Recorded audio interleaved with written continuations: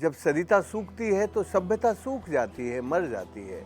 जब पानी आता है तो सबसे पहले पानी लोगों की आंखों में आता है। धरती का पानी आंखों के पानी के बिना नहीं बच सकता। ये जिस दिन से मुझे दुनिया दिखने लगी उस दिन से मेरा कष्ट कितना बढ़ गया। पर मैंने कभी नहीं सोचा था कि पानी नहीं है तो जीवन नहीं है, जीवन नहीं है तो जीविका नहीं है, और जीविका नहीं है तो जमीर कहाँ से बनेगा। और जो किसी का नहीं होता वही सबका होता है। मांगू काका ने कहा, वाह भाई वाह, मैंने सोचा तो था कि एक दिन ये दुनिया में नाम करेगा। मैं 2 बार नहाता था, अब 2 बार नहाता हूँ। पागल के साथ ही रहना है जीवन भर। अब तो फंस गए। सूरज को राजस्थान में पानी की चोरी नहीं करनी चाहिए। 13,800 बांध जोहड़ बनाए हैं इस धरती पर, और किसी समाज को और किसी संत को नदी की जमीन का टाइटल चेंज करने का राइट नहीं है। रिवर और सीवर को सेपरेट रखने का भारत का सदियों पुराना सिद्धांत है, लेकिन ये सरकारें भूल गई हैं। ये जो विकास है ये लालची विकास है। ये जो इकोनॉमी है, पानी की इकोनॉमी, ये प्यार से शुरू होती है और अहिंसक होके हमें समृद्ध बनाती है, हमारी समृद्धि के रास्ते पर हमें लेके जाती है। और वो जो समृद्धि है वो सनातन है। जिस दिन से पानी आया मेरे कुएं में, मेरा बेटा और बहू लौट आए हैं घर।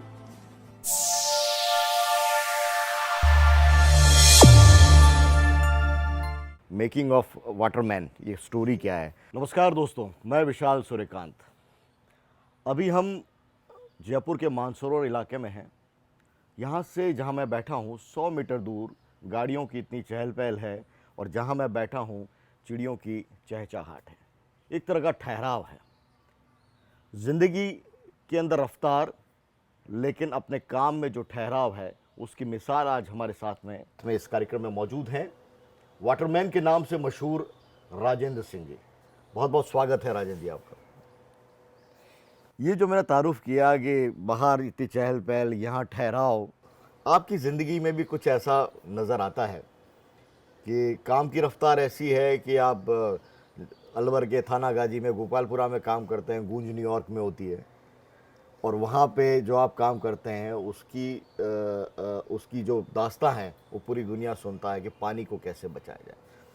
ये काम आपने जब शुरू किया, क्या आपने सोचा था कि ये इस लेवल तक जाएगा, क्योंकि आप तो पेशे से डॉक्टर थे? मैंने नहीं सोचा था। मैं जब ये काम शुरू किया तब मुझे लगता था कि कुछ थोड़े से लोगों को पानी मिल जाएगा तो उनकी ज़िंदगी अच्छी हो जाएगी, उनके जीवन में सुख चैन आ जाएगा, और फिर हम भी उनके साथ सुख चैन से जीने लगेंगे। तब केवल उतना ही सपना था।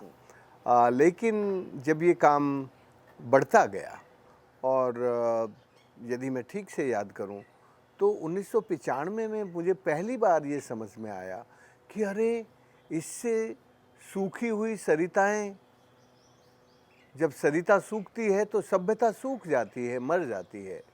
जब सरिता जीवित होती है तो वहाँ की सभ्यता और संस्कृति दोनों अपने आप पुनर्जीवित होने लगती हैं।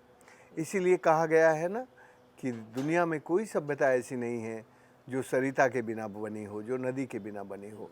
तो तब मुझे एक छोटे से गांव से काम शुरू करके पूरी नदी के पुनर्जीवन से ये समझ में आया कि समाज में कैसे ये बदलाव आता है, और समाज कैसे खुद सुख चैन से समृद्ध होने लगता है। जब पानी आता है तो सबसे पहले पानी लोगों की आंखों में आता है। आंखों का पानी दूसरों को बेपानी होते हुए देखकर, दूसरों को लाचार, बेकार, बीमार देखकर वो ठहरता नहीं है। वो जो पानी है उसका जो प्रवाह है, वो जो बेपानी है उसके पास भी जाता है। लेकिन वो बेपानी लोगों के पास तब जाता है जब ये काम करने वाले की आंखों में पानी हो। धरती का पानी आंखों के पानी के बिना नहीं बच सकता। आंखों का पानी ही धरती के पानी को, धरती को, मानवता को पानीदार बनाता है। तब मुझे इस छोटी सी पानी की बूंद से एक व्यक्ति, एक समुदाय, एक समाज और एक संस्कृति का पोषण का रास्ता सूझा। ये मांगू काका की कहानी क्या है, उसके बारे में बड़ा सुनते हैं आपसे। मांगू काका जो है वो सचमुच मेरे गुरु हैं, क्योंकि उन्होंने मैं तो जब मैं वहाँ गया तो वो पूरा इलाका डार्क जोन था, पानी नहीं था। तो युवा लोग तो सब गांव से चले गए थे, तो ये बूढ़े लोग और बूढ़ी बीरबानी, बीरबानी महिलाओं को कहते हैं, तो बूढ़े मोटियार और बूढ़ी बीरबानी ही गांव में रहती थी। तो मांगू काका का मैंने इलाज किया, उसको भी रतौंधी था, तो जब वो ठीक हो गया। दर्शकों के लिए आप डॉक्टर थे और आई स्पेशलिस्ट थे? नहीं, हाँ। मैं आई स्पेशलिस्ट नहीं था, मैं आयुर्वेद का, आयुर्वेद के, ओके, आयुर्वेद का स्नातक था। जी जी जी जी। तो मैंने जब उनका इलाज शुरू किया तो वो जब ठीक हो गए तो बोला, ओ राजेंद्र तने काई करे भाई, तू काई करे है? मैंने कहा काका तुझे दिखती नहीं था ये दुनिया, अब तुझे दुनिया दिखने लगी। तो बोला तू सोच रहा होगा कि मैंने इसको दुनिया दिखा दी तो कोई बड़ा काम कर दिया, पर तुझे ये मालूम नहीं है जिस दिन से मुझे दुनिया दिखने लगी उस दिन से मेरा कष्ट कितना बढ़ गया, ये मैंने कभी अंदाज नहीं किया। कष्ट बढ़ गया दिखने मेरा से। कष्ट बढ़ गया। मैंने कहा कहीं हुआ काका? अरे गांव में पानी नहीं, 15 कोस तक पानी दूर तक दिखता नहीं, तो तू यूं बता कि बेपानी हो के मेरी आंखों से दुनिया को देखने से क्या सुख मिलेगा जब मुझे पानी ही देखने को नहीं मिलता। तो मेरा तो कष्ट बढ़ गया, और जब मुझे दिखता नहीं था ना तब मेरे गांव के लोग मेरी मटकी में पानी भर देते थे। अब मैं, मेरी 73 साल की उम्र है, अब मैं कैसे इतनी दूर पानी लेने जाऊंगा? मेरे गुरु ने मेरी आंखें खोल दी। मुझे लगता था कि दुनिया दिखने लगेगी तो सब कुछ ठीक हो जाएगा और ये सब लोग देखकर काम करने लगेंगे, पर मैंने कभी नहीं सोचा था कि पानी नहीं है तो जीवन नहीं है, जीवन नहीं है तो जीविका नहीं है, और जीविका नहीं है तो ज़मीर कहाँ से बनेगा। तो ये बात मांगू काका की उस बात से मुझे समझ में आ गई कि आंखों से जब पानी ना हो और तुम्हारी आंखें देखने के लिए तैयार हों तो आपकी आंखों का कष्ट भी बढ़ता है और हमारे जीवन का कष्ट भी बढ़ता है। इसलिए जीवन के लिए जल बहुत ज़रूरी है। जल के बिना ये जीवन संभव नहीं है, जीविका संभव नहीं है और ज़मीर संभव नहीं है। ये बात मांगू काका ने मुझे सिखाई, और मुझे कहा मांगू काका ने, तू अब डॉक्टरी बंद कर दे, अब तू किसी का इलाज मत करे। तो मैंने कहा काका मैं जब तेरा इलाज कर रहा था तब तो तूने नहीं कहा कि तू डॉक्टरी मत करे। तो बोला तब तो मुझे तेरे ऊपर यकीन ही नहीं था, मैंने सोचा था यार ये तो शहर से आया है तो मेरा क्या इलाज करेगा, अब मुझे इतने दिन से नहीं दिख रहा, पर तूने मेरा इलाज कर दिया। पर मुझे एक बात समझ में आ गई तेरे बारे में, तू किसी का ही कोनी छे, और जो किसी का नहीं होता वही सबका होता है। इसलिए तू दवाई का काम बंद कर दे, दवाई और पढ़ाई दोनों को हटा दे, तू तो पानी का काम कर। तू पानी का काम करेगा तो धरती ठीक हो जाएगी और हम सबका कल्याण हो जाएगा। जब आपको ये सबसे पहले 2000 में, 2001 या 2000 में मैक्से से आपको अवार्ड मिला, 2000 में, 2001 में, तब वो मांगू काका जीवित थे? जीवित हाँ, थे। क्या रिएक्शन था उनका? वो सबसे ज़्यादा खुश थे, वो मुझसे भी ज़्यादा खुश थे, और जो हमारा पूरा समाज है, संस्था है, उससे सबसे ज़्यादा प्रसन्न और आनंदित होने वाले व्यक्ति का नाम है मांगू काका। मांगू काका ने कहा वाह भाई वाह, मैंने सोचा तो था कि एक दिन ये दुनिया में नाम करेगा, पर ऐसा होगा वो नहीं सोचा। पर मैंने ये नहीं सोचा था। तो अभी तो जीवित हैं मांगू काका भी चले गए, उनको 3-4 साल हो गए। तो मेरे ख्याल से 2015 वाला भी अवार्ड है वाटर नोबल, वो भी उन्होंने महसूस किया होगा। वो भी उन्होंने देखा और वो बहुत आनंदित थे। बल्कि बाद के दिनों में कभी कभी जब उनका मूड होता था तो वो एक गीत गाते थे जी। मैं 2 बार नहाता था अब 2 बार नहाता हूँ। तो मैंने पूछा मांगू काका इसका मतलब क्या ही है? बोला अरे पहले तो मैं होली दिवाली पे नहाता था, अब तो दिन में 2 बार नहाता हूँ, सुबह भी नहाता हूँ शाम को भी नहाता हूँ। तो मेरे जीवन में जो पानी का आनंद है वो तो मैं ही जानता हूँ। क्या बात। अच्छा, आप जब अलवर के थानागाजी में गोपालपुरा गांव, वहाँ पे आपने काम शुरू किया, तब आपकी उम्र क्या थी? तब मेरी उम्र थी 25 साल। 25 साल। और जो मैं अपनी बातचीत में ऑफ द रिकॉर्ड हम बात कर रहे थे कि कैसे आपने ये तरुण भारत इसका नाम क्यों रखा? तो देखो, मैं ये जो तरुण भारत संघ है, तरुण का मतलब होता है यंग, यंग का मतलब होता है 14 साल से कम उम्र का। तो जब तरुण भारत संघ बना है जब इसमें राजस्थान विश्वविद्यालय के कैंपस में झुग्गी झोंपड़ियाँ थी, उसमें आग लग गई थी, तो 44 झुग्गी झोंपड़ी जल गई थी। तो उस वक़्त जो रिलीफ का काम किया, उनके लिए राहत का काम किया, वो हमारा एक तरुणों का समूह था। उस तरुण समूह ने ये फिर तरुण भारत संघ बनाया, और तरुण भारत संघ ने शुरू के 7-8 साल केवल शहरी युवाओं के साथ, शहरी तरुणों के साथ काम किया।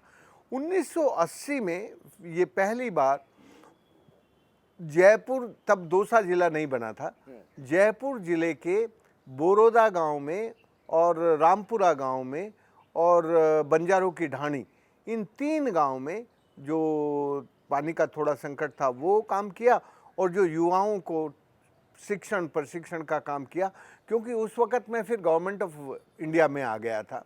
तो गवर्नमेंट ऑफ इंडिया का एक प्रोजेक्ट था यूथ एंड स्पोर्ट्स, उसमें मैं प्रोजेक्ट ऑफिसर था। तब ये मेरे अंडर में दौसा और जमवा रामगढ़, ये दोनों तहसील आती थी। तब तक ये तहसील ही थी, ये ज़िले नहीं थे। तो इन दोनों में हमने काम किया, और ये काम करते करते ये जो बोरोदा गांव है, ये तो दौसा ज़िले में पड़ता था, और ये जो बंजारों की ढाणी है, ये जमवा रामगढ़ में पड़ती थी, जयपुर तहसील में। तो दौसा और दोनों में ये काम शुरू हुआ। फिर तो वो काम बहुत फैल गया था।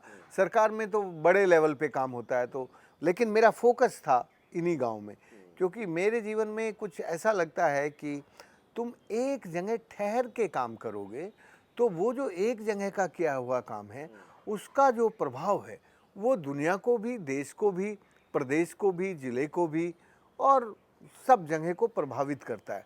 इसलिए मैंने इन 3 गांवों को उस ज़माने में अपना फोकस रखा था। तो मैं सरकार में रहते हुए ये तो गारंटी नहीं है कि आप 2 साल से ज़्यादा या 3 साल से कहीं एक जगह फोकस करके काम कर सकते हैं। वहाँ तो बदलाव होता रहता है, ट्रांसफ़र होता रहता है। तो मैंने वहाँ कुल 2 साल काम किया। 2 साल में बंजारों की ढाणी का तालाब बनाया, रामपुरा का बनाया, बड़ौदा का बनाया।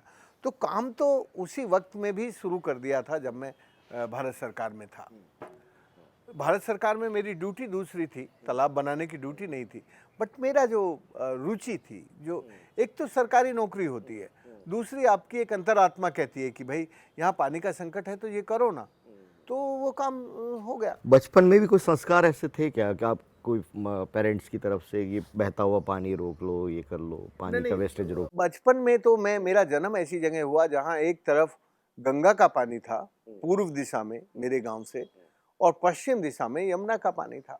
कहाँ से? डोला गांव है, ये दिल्ली से 30 किलोमीटर दूर पड़ता है, 35 किलोमीटर दूर है। तो बहुत पानी था और बहुत गन्ने की खेती होती थी। लेकिन मेरे फादर मुझे नालायक इसलिए कहते थे, वो नालायक कह के ही बोलते थे कि मैं सबको ही कहते हैं पिता। जी। क्योंकि मैं कभी कभी अपनी किताबें भी गरीब बच्चों को दे देता था। किताबें जो वो उस जमाने में पेन पेंसिल छोटी क्लास में नहीं होता था, वो तो बड़ी क्लास में आके आता था। पर 5वीं क्लास तक हम केवल कलम से लिखते थे, कलम और दवात से। तो दवात में स्याही होती थी और कलम से डोबा देके उसमें लिखा करते थे। तो हम कलम भी कभी कभी दे देते थे, तो वो कहता था तू नालायक है। तो एक दिन जब मैं थोड़ा बड़ा हो गया, जब मैं कॉलेज में आ गया था, कॉलेज भी इंटर कॉलेज पार कर लिया था, तब मैंने एक दिन उनसे पूछा कि आप मुझे हमेशा नालायक कहते हैं, मैं नालायक कैसे हूँ? बोला तू ऐसे ही काम करता है जैसे नालायक लोग करते हैं, गरीब बच्चों के साथ खेलता है, इनके साथ खेलता है, तुझे जो काम बड़े करने चाहिए वो नहीं करने चाहिए, वो तू करता नहीं है, और तेरा ध्यान हमेशा खेती में है। ये खेती जो है, हमारी बड़ी खेती थी, तो मुझे खेती लगता था यार ये तो दुनिया का सबसे बड़ा स्वर्ग है, खेती का काम उस जमाने में। तो मैं तो खेती ही करना चाहता था। लेकिन मेरे फादर जो थे वो बड़े दूरदृष्टि वाले थे। उन्होंने कहा देख, खेती का भविष्य नहीं है, आज तो तू यहाँ का बड़ा खेती वाला है, लेकिन खेती का कोई भविष्य नहीं है, इसलिए तू खेती का काम मत करे, तू तो डॉक्टर बन। तो बस फिर हमने सोचा कि जो फादर चाहते हैं वही कर देते हैं। सर आप वहाँ जो गांव में आपने काम शुरू किया अलवर में, हाँ। जहाँ एक मॉडल तैयार हुआ आपका, Rajendra Singh model, Waterman model, परिवार आपके साथ में था वहाँ पे? हाँ। अच्छी बात ये हुई कि जैसे ही मेरी भारत सरकार में नौकरी लगी, वैसे ही मेरे फादर ने मेरी शादी कर दी और शादी करके उसको मेरे साथ जयपुर में भेज दिया। मैं जब जयपुर में जवाहर नगर में रहता था, तो हम दोनों थोड़े दिन यहाँ रहे। फिर मैंने कहा यार शहर में नहीं रहना, चलो गांव में रह के, जब जब मुझे 2 ब्लॉक मिले, ये दौसा और जमवा रामगढ़, तो मैंने कहा वहाँ रहेंगे गांव में।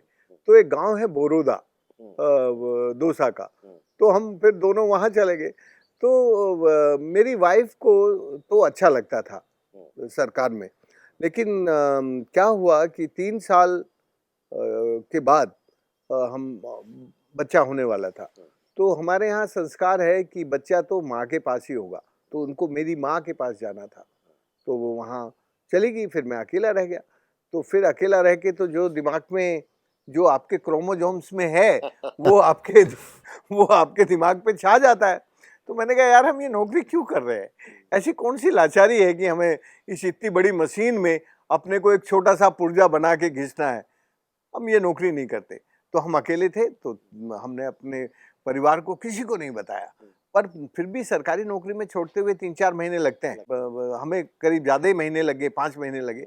हमने खैर छोड़ के और फिर हम गोपालपुरा चले गए। कहा नहीं कोई आपकी पत्नी ने कि ये क्या कर वो रहे हैं, तो बहुत सरकारी नाराज, जमी जमाई वो सरकारी तो नौकरी? बहुत नाराज नाम थी। लीजिए ना, दर्शकों को पता रहेगा कि क्या नाम है। मेरी पत्नी का नाम है मीना, मीना सिंह। वो बहुत नाराज थी। लेकिन उनको बाद में समझ में आ गया कि ये पागल आदमी है और पागल के साथ ही रहना है जीवन भर। अब तो फंस गए। तो पागल के साथ ही रहना है, तो फिर उसने कॉप कर लिया। फिर उसने सबसे ज्यादा मदद की।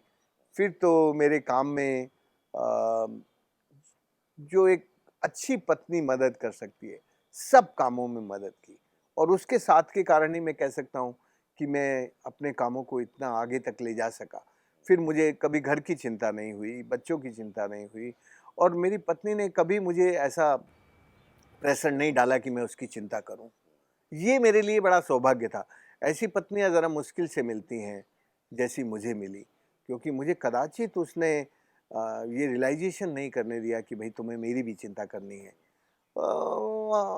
वो हमेशा मेरे साथ रह के मेरे कामों में मदद करती रही। आई थिंक ये इंटरव्यू आपका थोड़ा अलग हो रहा है।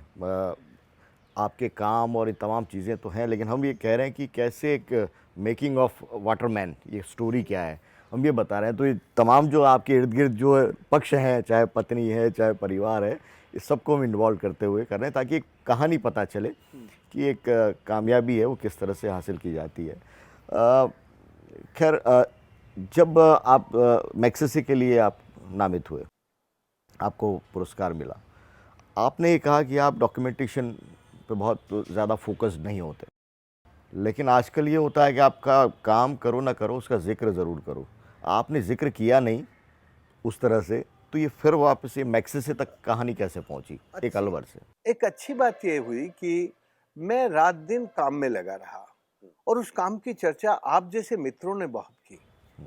तो जब आप जैसे मित्र एक अच्छे मित्र की चर्चा काम की करने लगते हैं, फिर उसको डॉक्यूमेंटेशन करने की ज़रूरत नहीं होती। मुझे सचमुच ये पता नहीं था अंतिम दिन तक कि मुझे कोई मैग्सेसे मिल रहा है। मुझे वहाँ ढूंढा, मैं सीकर जिले में था, कुंड बनवा रहा था, तब मुझे ढूंढा गया कि भाई आपको ये पुरस्कार मिला है, आपकी एक्सेप्टेंस चाहिए फ़ोन पर कि आप इसको स्वीकार करते हैं। वो 2 दिन तो उनको ये ढूंढने में लग गया कि वो आदमी है कहाँ। तो सीकर जिले के एक गांव में था। तो मैंने कहा भाई अच्छा, तब मैं इसको मैग्सेसे को उतना जानता नहीं था। तो मैंने कहा कोई भी सम्मान दे रहा है, पुरस्कार दे रहा है, तो भाई मुझे तो उसमें अस्वीकार करने का कोई कारण नहीं है। तो और आप मुझे स्वीकार है, मैंने उतना कह दिया। और स्वीकार करने के बाद फिर तो उन्होंने अपनी जो भी कुछ गति होती है इस काम की, फिर मुझे उन्होंने बहुत जगह दुनिया के और भी अच्छे काम दिखाने, बोलने के लिए भेजा। बड़ी-बड़ी संस्थाओं में, जो इंटरनेशनल संस्थाएं थी दुनिया की, राइस इंस्टीट्यूट और एशियन बैंक, इन सब में। तो उसका एक अच्छा कारण ये हुआ कि ऐसे जो पुरस्कार होते हैं वो फिर आपके काम को अपने आप से बता देते हैं कि भाई ये काम क्या है। उस पुरस्कार को मिलने के बाद तो इतना मीडिया दोस्त वहाँ सब गया और फिर उन्होंने सब कुछ खुद निकाला, अच्छी-अच्छी बातें, सब जो भी उस काम में अच्छी बातें होती हैं।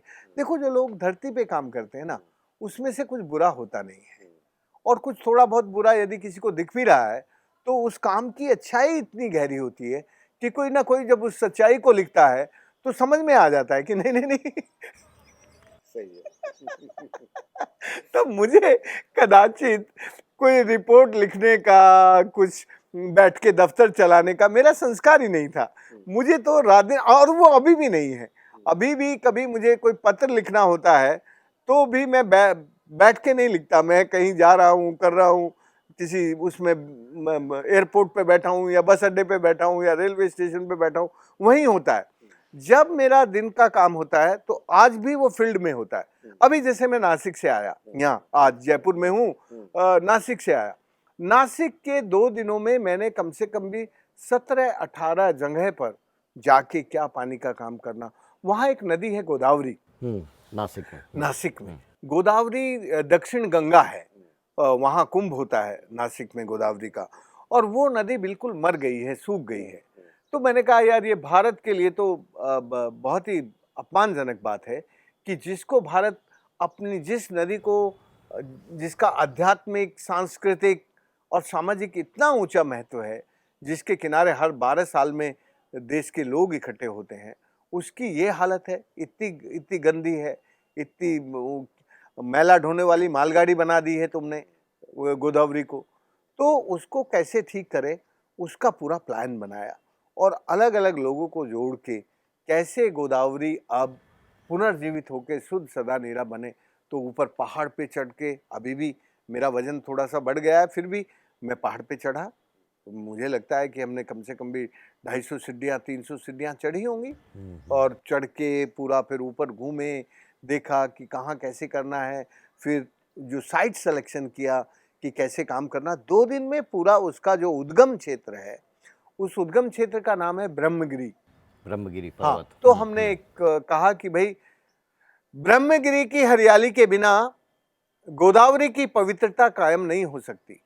तो पहले ब्रह्मगिरी को हरियाली बढ़ाना पड़ेगा, फिर गोदावरी की पवित्रता के लिए बराबर फिर सरकारों की भी जिम्मेदारी है और समाज की भी जिम्मेदारी है। तो काम हुआ।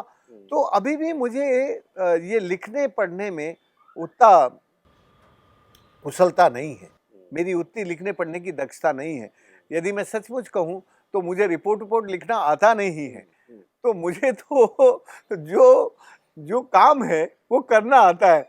इसीलिए अब जब ये pupils drought and flood world commission बना स्टॉकहोम में, तो उसमें जब मुझे उसका चेयरमैन बनाया तो मैंने साफ कह दिया कि देखो भाई, मैं किसी को कोई रिपोर्ट देने वाला नहीं हूँ, मुझे कोई रिपोर्ट नहीं बनानी आती, और मेरा जो एक्सपीरियंस है वो लोकल है, विलेज लेवल का है। आप मुझे ये ग्लोबल रेस्पॉन्सिबिलिटी दे रहे हैं, मुझसे ये काम होगा कि नहीं होगा मुझे मालूम नहीं, पर हाँ मैं इतना कर सकता हूँ कि दुनिया में जहाँ भी सुखाड़ और बाढ़ की मुक्ति की युक्ति खोजने के लिए लोग तैयार होंगे, उनको मुक्ति की युक्ति खोजने में मैं मदद करूंगा, क्योंकि मेरे जीवन के 4 दशक से ज्यादा इसी काम में लगे हैं। तो वो अब मेरे खून में भी है, मेरी आंखों में भी है, मेरे दिमाग में भी है और मेरे हृदय में भी है। इसलिए वो काम मुझे करना आता है, लेकिन मुझे रिपोर्ट लिखना नहीं आता। लेकिन जो आपके आलोचक हैं वो ये कहते हैं कि राजेंद्र जी बातें तो जिस रूप में करते हैं, जहाँ पानी की मात्रा प्रचुरता में है वहाँ तो ये फार्मूला ठीक है कि आप फ्लो उसका स्लो कर लीजिए पानी का। हाँ। लेकिन राजस्थान के कई इलाके जहाँ पे पानी है नहीं, वहाँ हुआ ये कि जहाँ हर जगह तो राजेंद्र सिंह पहुँच नहीं सकते। राजेंद्र सिंह जी का कंसेप्ट है वो सरकारों ने लिया, अधिकारियों ने लिया, उन्होंने मर्जी चाहे वहाँ छोटे छोटे एनिकेट बना दी। तो मेन जो वाटर सोर्सेज हैं, शहरों की जो जलापूर्ति के केंद्र हैं, वहाँ तक पानी पहुँच ही नहीं रहा, सालों में नहीं पहुँच रहा, सालों के मानसून में नहीं पहुँच रहा। तो वहाँ ये कंसेप्ट आपका क्या बदल जाता है? जैसे रामगढ़ बात, जयपुर का रामगढ़, बिल्कुल। देखो ये जो सरकारें काम करती हैं, उनके साइट सिलेक्शन और उनके काम के एग्जीक्यूशन में और तरुण भारत संघ के काम के एग्जीक्यूशन में बुनियादी दूरी है, बुनियादी फर्क है। मैं तुम्हें एक घटना बताता हूँ। BS सिंह यहाँ के additional chief secretary water resource होते थे। उन्होंने कहा, जब वो जिंदा थे, ये 6-7 साल पहले की बात है, उन्होंने कहा राजेंद्र भाई, ये हमारा पूरी रामगढ़ की जो सिस्टम है वो सब सूख गई है। तुम्हारा जो सिस्टम है उससे कुल 15 किलोमीटर नीचे शुरू होता है अरवरी नदी का। तुम्हारी अरवरी नदी में ये मई जून के महीने में पानी क्यों है? तो मैंने कहा देखो, एक काम करो, तुम अपने इंजीनियरों को बुलाओ, मैं और आप जो बात करेंगे वो मैनेजमेंट की बात हो जाएगी। इंजीनियर हैं जो सबसे बड़े आलोचक होते हैं इस काम के, इसलिए वो यदि साथ रहेंगे तो फिर तुम्हें इस बात को सॉलिड रूप में समझ में आएगा। तो बहुत बहुत ब्राइट ऑफिसर था, उसने अपने चीफ इंजीनियर को और पूरी एक टीम, 50 लोगों की इंजीनियरों की टीम बुला के वो लेके आए। और ये जो अरवरी नदी है हमारी, वो सेवा का ग्वाड़ा और भावता कोल्याला से शुरू होती है। तो हमने उनको सबसे पहले जो उद्गम की स्ट्रक्चर है वो दिखाई।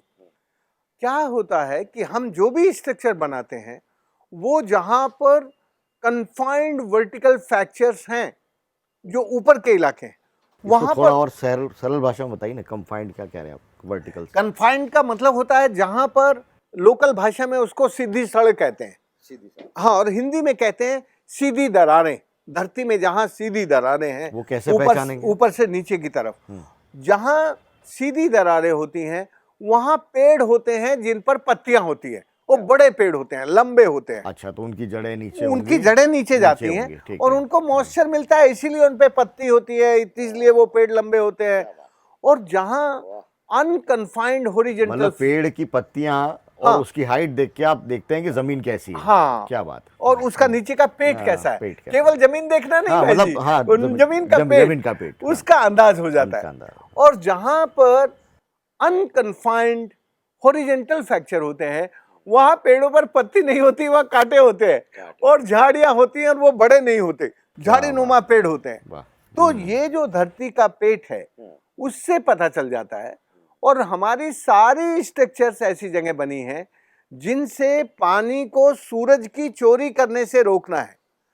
हमारी एवरी वाटर बॉडी का जो लक्ष्य है वो ये है कि भाई देखो, राजस्थान कम पानी की जगह है, तो सूरज को राजस्थान में पानी की चोरी नहीं करनी चाहिए।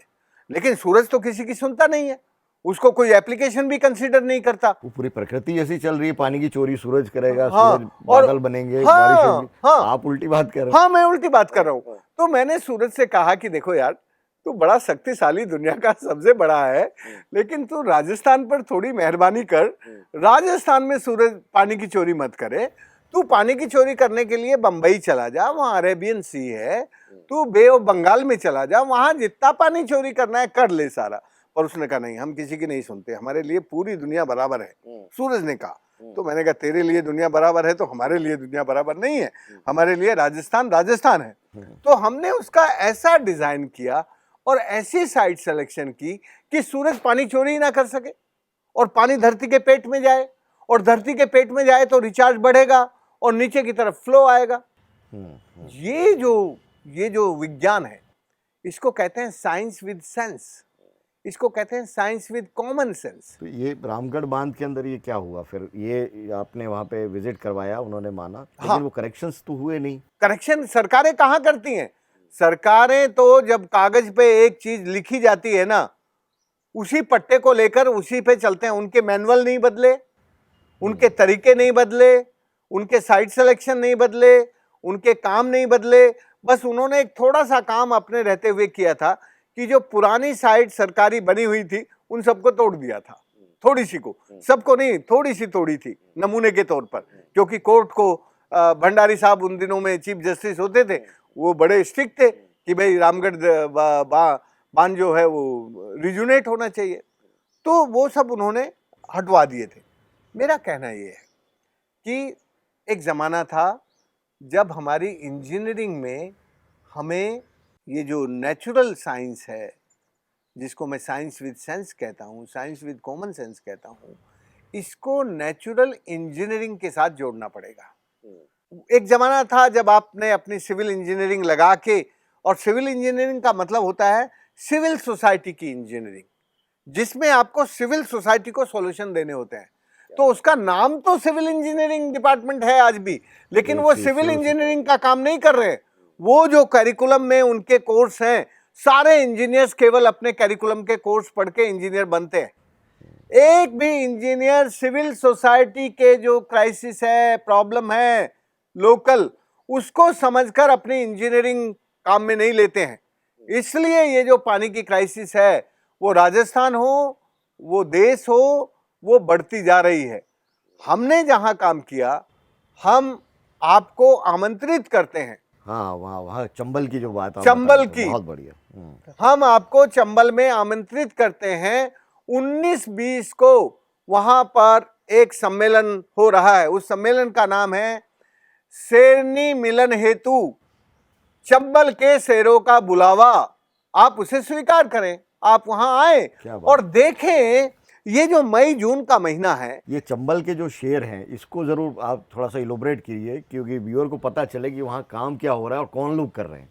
हाँ, ये जो चंबल के शेर हैं, ये जब पानी नहीं था शेरनी नदी में और उस इलाके में, तो ये इलाका बिल्कुल बेपानी था और लाचार, बेकार, बीमार होकर, फरार होकर, ये सब जो हिंसा के काम है, मरता कोई क्या ना करता। जब पेट के लिए कुछ नहीं है तो वो क्या ना करेगा, वो जो उसको करना है वो करेगा। तो फिर जब वो कुछ करेगा तो सरकार की एक व्यवस्था होती है कि ऐसे हिंसक काम करने वालों को जेल में डालना। तो अब जेल से बचना है तो फरारी में रहते थे। तो उस जमाने में ये पूरा इलाका लाचारी, बेकारी का था, और बेकारी का था तो फिर फरारी का था। तो फिर बंदूक लिए अपना जो भी कुछ करना है, वो डरना और डराना, दो ही काम थे। खुद डरना पुलिस से और लोगों को डरा के रखना, जिससे उनसे कुछ खींच सके। तो इन लोगों ने हमारे यहाँ की एक लड़की उस इलाके में ब्याही थी, अलवर की। तो उसने कहा, अरे वो जो आदमी है वहाँ अलवर में, उसने कमाल कर दिया, तो उसको यहाँ बुलाओ ना, तो ये पानी आ जाएगा तो हमारी खेती पैदा होने लगेगी। तो भगवती ने मुझे बुलवाया, भगवती नाम था उसका, चौंडकिया गांव था उसका। चौंडकिया गांव से उसने बुलवाया, मैं गया। भाई हम तो किसी के बारे में पूछते नहीं कि वहाँ शेर रहता है कि कौन रहता है। भाई किसी ने बुलाया है तो हम तो ऐसे ही अपना थैला उठा के चल देते थे। तो हम वहाँ गए, उन्होंने अपनी ज़मीन दिखाई। उसने कहा इस पे यदि पानी हो जाए, तो उसके पास 70 बीघे ज़मीन थी। तो उन्होंने कहा यहाँ तो बहुत अच्छा हो जाएगा। तो हमने उसको एक उस पहाड़ी से इस पहाड़ी तक जोड़ना, एक लेवल पर एक बांध बनाने का सुझाव दिया। उसने कहा हाँ ये तो अच्छा है। उसमें कोई विवाद भी नहीं था, ना ज़मीन पे विवाद था, ना पानी पे विवाद था। पर उसने कहा कि हम ये करेंगे कैसे, हमारे पास तो पैसे नहीं है। तो हमने कहा कुछ मदद हम करेंगे, कुछ तुम करो। हम कोई भी काम लोगों की मदद के बिना करते नहीं हैं। जब लोग मदद नहीं करते, लोग खुद काम नहीं करते, तो वो उसके कभी मालिक नहीं होते। फिर उस काम के साथ उनकी सेंस ऑफ ओनरशिप और बिलोंगिंगनेस नहीं जुड़ती। और फिर कितना भी करप्शन करे कोई हिसाब किताब नहीं लेता। यदि उनका आपने उस काम में 1 पैसा लगवाया है, तो फिर वो खड़ा होकर आपसे हिसाब मांगने के लिए हकदार हो जाता है कि मैंने आपको इतना पैसा दिया था, ये एग्रीमेंट था, इसमें कितना काम हुआ। तो आजकल सरकारें समाज से पूछती भी नहीं है, समाज से कुछ लेती भी नहीं है, समाज को जानती भी नहीं है। तो सरकारी इंजीनियर तो अपना मर्जी से जो उसको बनाना होता है बना लेता है। लेकिन तरुण भारत संघ ने 13,800 बांध जोहड़ बनाए हैं इस धरती पर, कभी समाज के बिना नहीं किया। समाज जब मिनिमम 1/3 पैसा, मेहनत, मटेरियल समाज लगाएगा, तब समाज, तरुण भारत संघ 2/3 उसको मदद करेगा। ये काम का तरीका है। तो समाज उसका मालिक होता है, बनने के बाद उसकी मेंटेनेंस सब होता है। तो सबसे पहले चौंडकिया गांव, फिर ये काम बढ़ता गया।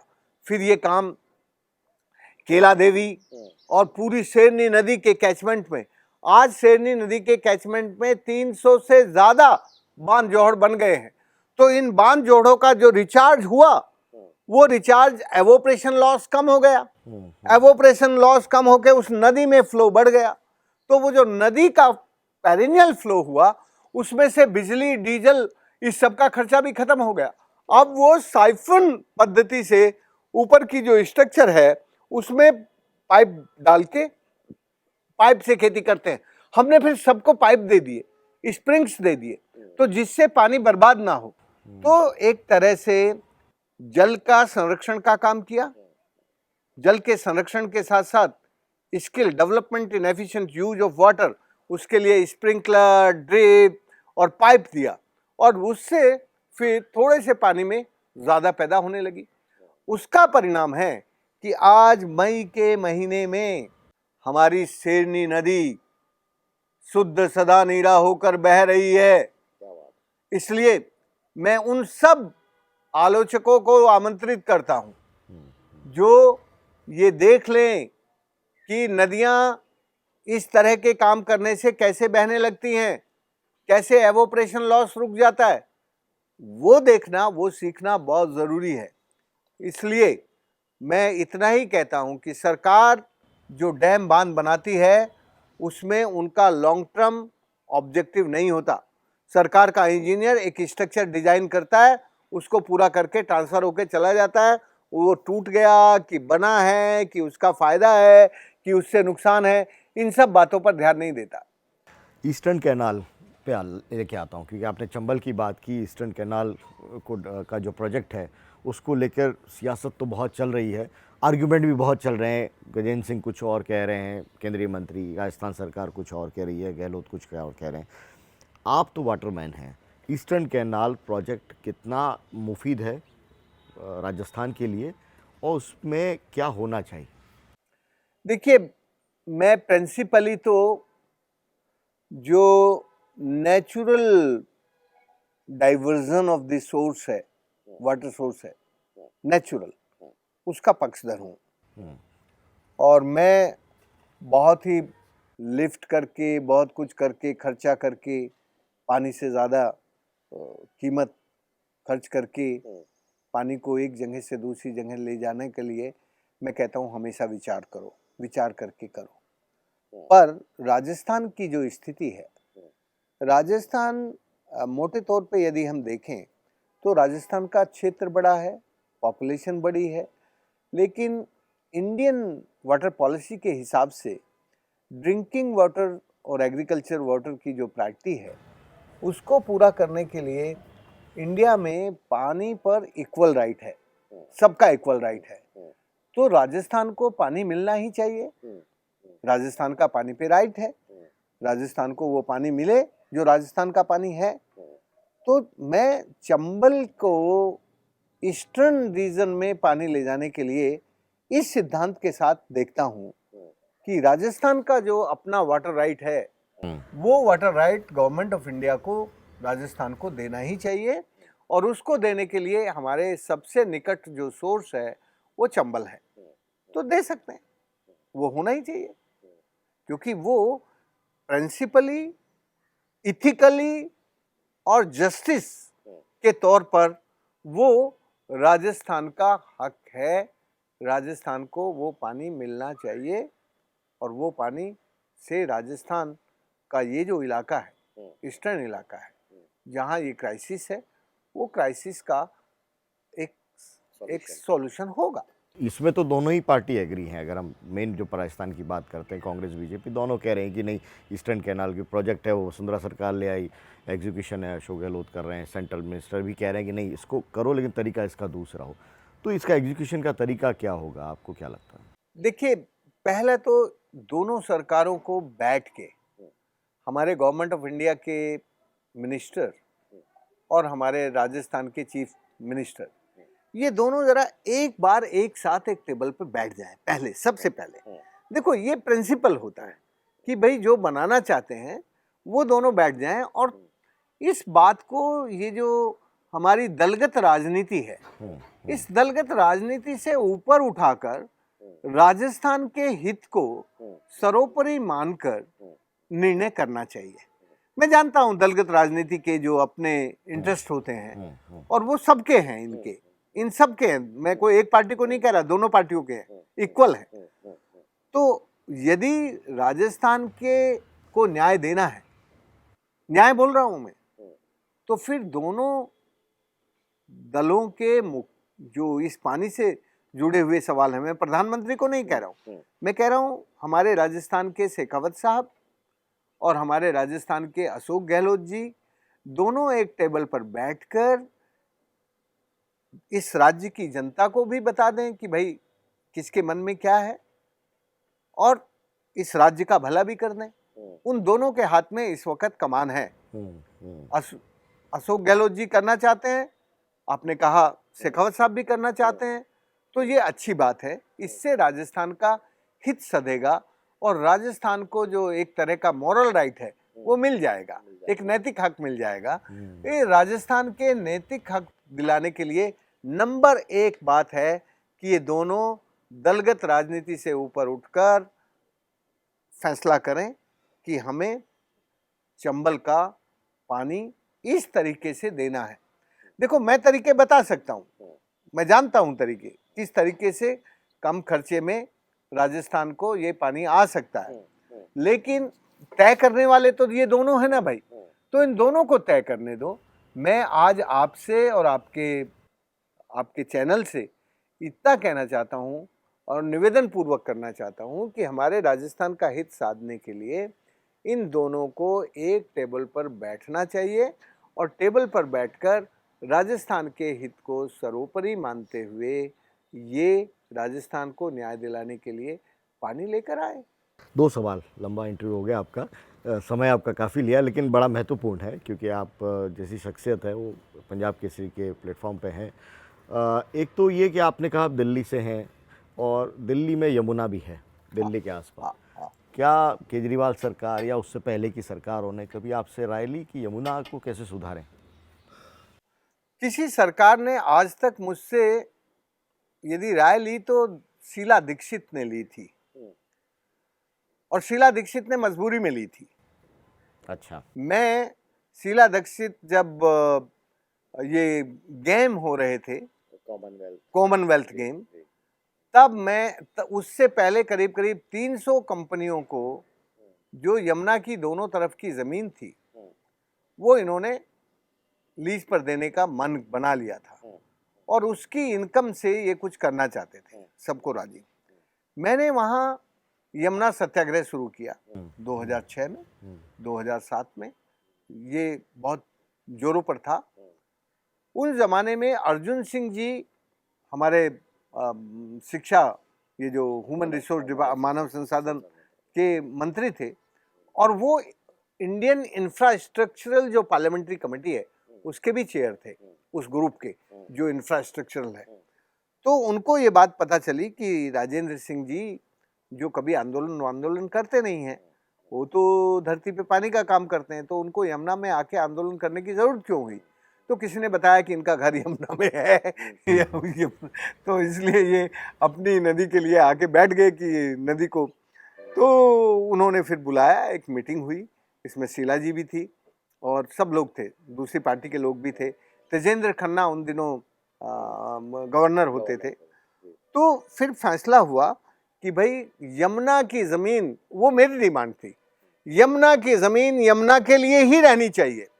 यमुना की 3 तरह की ज़मीन है, एक है ब्लू जोन जहाँ यमुना बहती है, दूसरी है ग्रीन जोन जो उसका फ्लड प्लेन है, और तीसरी है HFL हाई फ्लड जोन, तीनों जिसको रेड जोन कहते हैं। तीनों तरह की ज़मीन यमुना की है। आप ग्रीन जोन में थोड़ी बहुत खेती करवा सकते हैं, लेकिन आप उसमें बिल्डिंग नहीं बना सकते। और ये जो बना रहे थे कॉमनवेल्थ के लिए, वो उसके ग्रीन जोन में बना रहे थे। फाइनली मामला सुप्रीम कोर्ट में गया। सुप्रीम कोर्ट ने कहा कि भाई अब सरकार ने एक डैम बना दिया है बंद, उसके बाहर की जो जमीन है वो अब यमुना से बाहर कर देते हैं। वो तो टाइटल चेंज करने में इन लोगों को, जबकि किसी सरकार को और किसी समाज को और किसी संत को नदी की जमीन का टाइटल चेंज करने का राइट नहीं है। और वो हमें, हमारी जो कॉन्स्टिट्यूशन है उसमें से ये व्यवस्था है, G51 और A41, ये दोनों नदियों के लिए समाज की ड्यूटी और समाज का की रेस्पॉन्सिबिलिटी और गवर्नमेंट की ड्यूटी, इन दोनों को बहुत क्लियरली कहते हैं। पर फिर भी इन लोगों ने उस ज़मीन को जो डैम के बाहर थी, एक तो उसमें अक्षरधाम मंदिर बना दिया, वो तो अडवाणी साहब ने बना दिया क्योंकि अडवाणी साहब उसके चेयर थे। और दूसरे चूंकि ग्रीन यमुना की ग्रीन जोन में अक्षरधाम बना, तो अक्षरधाम के बराबर में ही ये जमीन थी, तो इन्होंने कहा ये ऑलरेडी बन गया है मंदिर, तो ये अब हम यहाँ शहर बना लेते हैं। तो शीला दीक्षित ने वहाँ वो बनाना शुरू किया। हाँ, तो हम जब उसका बहुत सत्याग्रह कर रहे थे और वो बहुत जोरों पर था, दिल्ली की जनता जरा हमारे साथ खड़ी हो रही थी, तो इन्होंने सोचा कि खेल बिगड़ जाएगा। तो फिर इन्होंने बुला के पूछा कि क्या करें। तो फिर मैंने ये कहा कि भाई देखो, एक चीज़ पर समझौता हो सकता है कि चूंकि ऑलरेडी मंदिर बन गया और अब मैं ये नहीं कह रहा कि तुम इस मंदिर को तोड़ दो, पर मैं एक चीज़ कह रहा हूँ कि यमुना की ज़मीन यमुना के लिए, तुमने यमुना का जो तटबंध बना के बाहर ये कॉमनवेल्थ के लिए दिया है और मंदिर के लिए अडवाणी साहब ने मंदिर बना लिया है, इस थोड़े पैच को आप बचा के जितने भी अगली लीज हैं वो सब रद्द कर दीजिए। भाई फॉर्चुनेटली इस एग्रीमेंट पे सहमति हो गई और इन्होंने सारी लीज खत्म कर दी। और तेजेंद्र खन्ना ने उसी दिन शाम को नोटिफिकेशन कर दिया कि ये जो यमुना की ज़मीन है वो यमुना के लिए रहेगी और उसका मोनिटोरियम पास कर दिया। तो वो एक लड़ाई में हम लोग जीत के आए थे। उसके बाद से तो फिर यमुना पर पैसा खर्च हो रहा है, खूब बहुत खर्च हो रहा है, पर यमुना की सेहत ठीक करने के लिए, यमुना को यमुना बनाने के लिए जो काम होना चाहिए वो नहीं हो रहा। मैं बस अंत में इतना कहना चाहता हूँ कि देखो, यमुना की जो बीमारी है वो कार्डियक डिजीज है, हृदय रोग की बीमारी है, और उसका जो इलाज कर रहे हैं वो दांतों के डॉक्टर हैं या फिर ब्यूटी पार्लर हैं।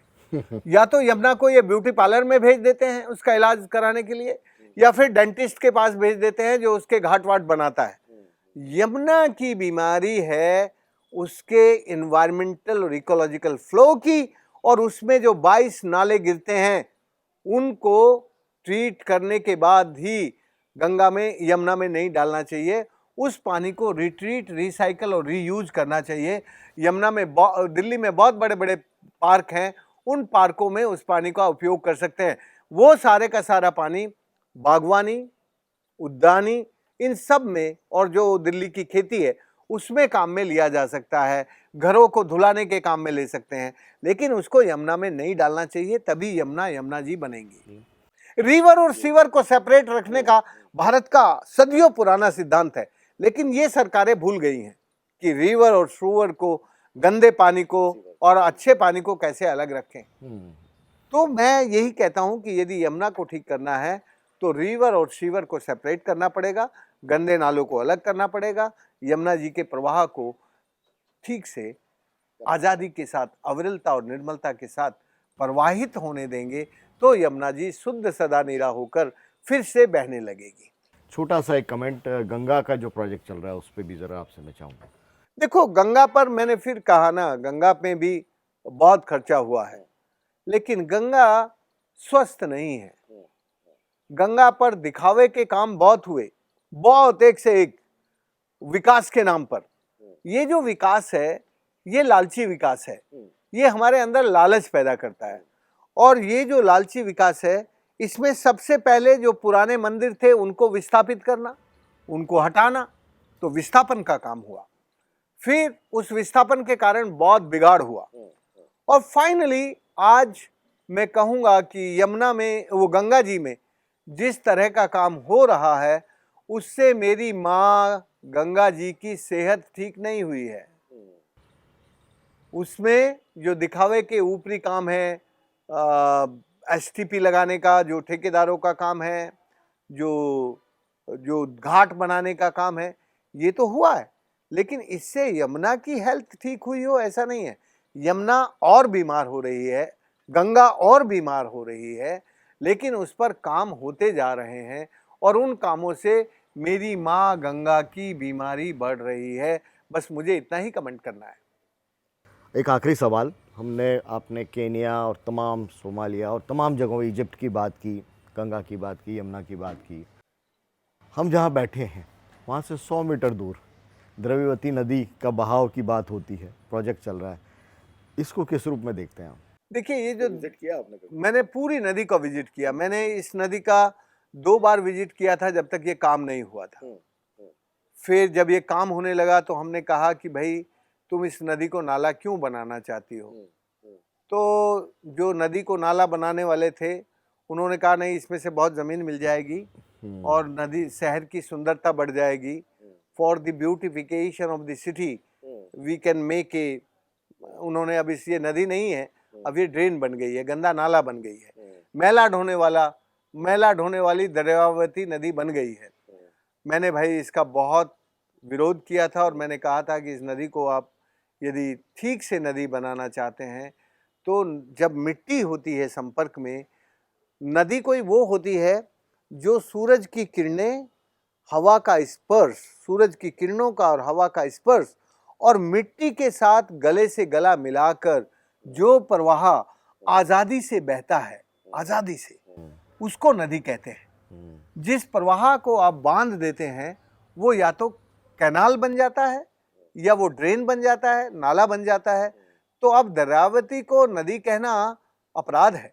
अब तो वो एक ड्रेन बन गई है जो मैला ढोने वाली मालगाड़ी है, मैला ढोती है जयपुर का, गंदा पानी ढोती है। इसलिए मैं जितना कर सकता हूँ, मैंने जैसा कहा कि मेरा काम लड़ना नहीं है, मेरा काम बताना और खुद करना है। मैं हाथ से काम करने वाला आदमी हूँ, मैं रिपोर्ट नहीं लिखता।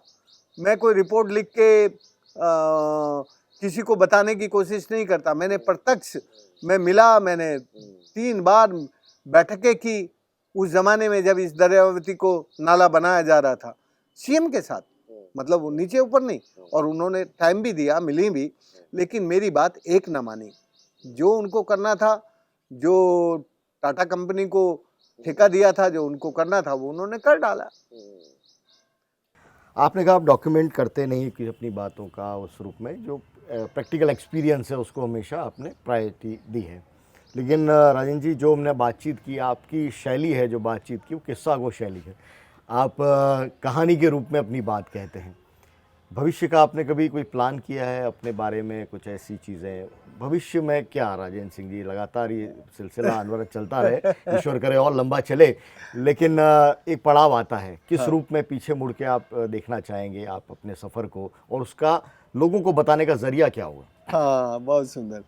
एक तो मैं जब 8 फरवरी को मुझे इस कमीशन की जिम्मेदारी मिली, तो मैंने उसी दिन तय कर लिया था कि मुझे अपने काम से, जो भी मैंने दुनिया में अभी तक काम किए हैं 4 दशक से ज़्यादा, मुझे ज़रा उसकी खोज कर लेनी चाहिए कि वो काम मुझे किस तरफ लेके जा रहे हैं।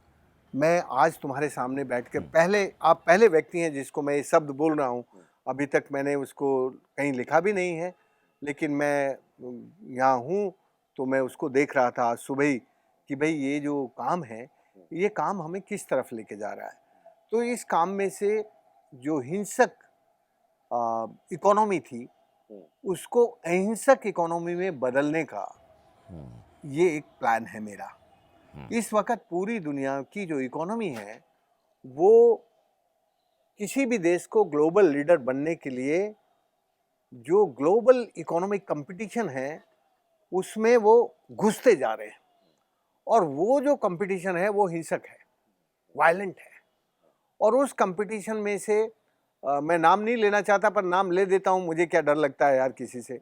उसमें से, उस कंपटीशन में से अडानी जैसे ही निकलते हैं। उसमें से विवेकानंद और महात्मा गांधी नहीं निकल सकते, क्योंकि वो जो हिंसक कंपटीशन है, इकोनॉमिक, वायलेंट इकोनॉमिक कंपटीशन, उसमें से फिर ग्लोबल लीडर बनने की चाह होती है। और वो जो ग्लोबल लीडर है वो रावणीय दर्शन के बिना होता नहीं है। उसमें रावणीय दृष्टि होती है, रावणीय दर्शन होता है।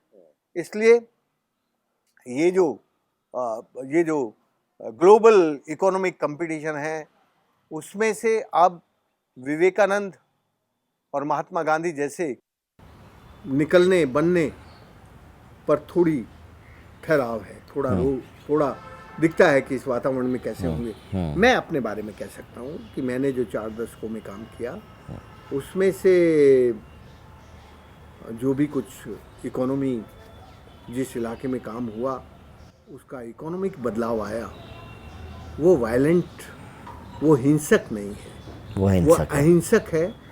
जो लोग पहले हजारों की तादाद में डरने और डराने, मारने और मारने में लगे हुए थे, वो अब खेती के काम करने में लग गए और इस खेती के काम ने लाखों युवाओं को रोजगार दिया है। तो ये जो इकोनॉमी है, पानी की इकोनॉमी, ये प्यार से शुरू होती है और अहिंसक होके हमें समृद्ध बनाती है, हमारी समृद्धि के रास्ते पर हमें लेके जाती है। और वो जो समृद्धि है वो सनातन है,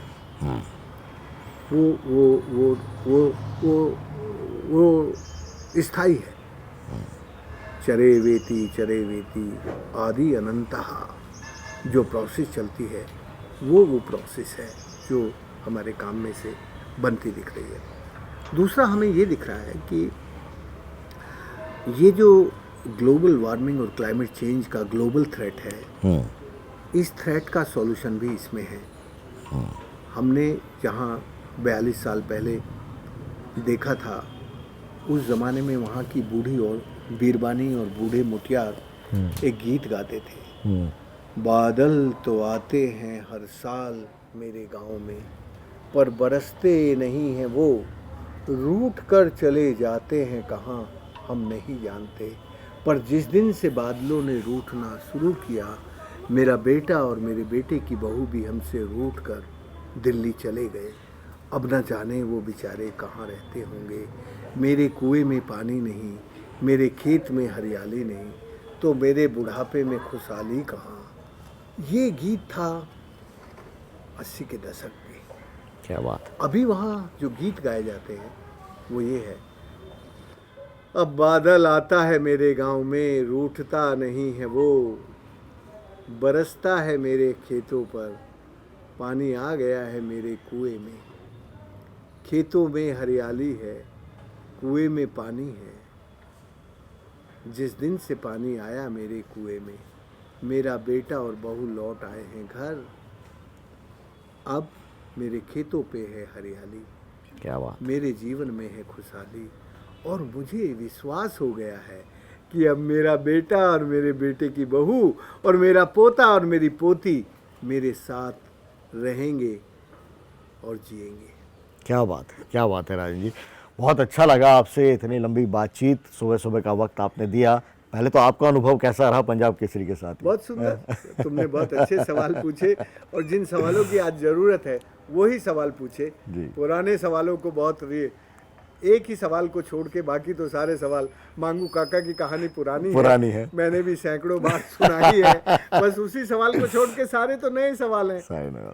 बहुत बहुत शुक्रिया हमारे साथ में जुड़ने के लिए, पंजाब केसरी के तमाम दर्शकों के साथ में जुड़ने के लिए। तो दोस्तों, अक्सर दीवारों पर लिखा जाता है जल ही जीवन है, लेकिन उसी जल को जीवन बनाने वाली शख्सियत वाटरमैन राजन सिंह पंजाब केसरी के साथ में थे और पानी के ऊपर इतने विस्तार से हमने बात की। इनकी कहानी, पानी की कहानी, इनकी कहानी और पानी और राजन सिंह की दोनों का जो मेल हुआ, उस पूरी कहानी को हम आपके सामने लेकर आए। अगले एपिसोड में हम और किस शख्स को आपके साथ में लेकर आएँ, किनसे आप मुखातिब होना चाहते हैं, कमेंट बॉक्स में ज़रूर लिखिए। इस वीडियो को लाइक कीजिए, सब्सक्राइब कीजिए, शेयर कीजिए, क्योंकि जल ही जीवन है और ये मैसेज राजन सिंह जी के ज़रिए, उनकी पूरी जो कहानी है, ज़्यादा से ज़्यादा लोगों तक पहुंचेगी। तो पानी है, उसका भविष्य सुखद रहेगा, हमारा भविष्य सुखद रहेगा। बहुत बहुत शुक्रिया जुड़ने के लिए। नमस्कार।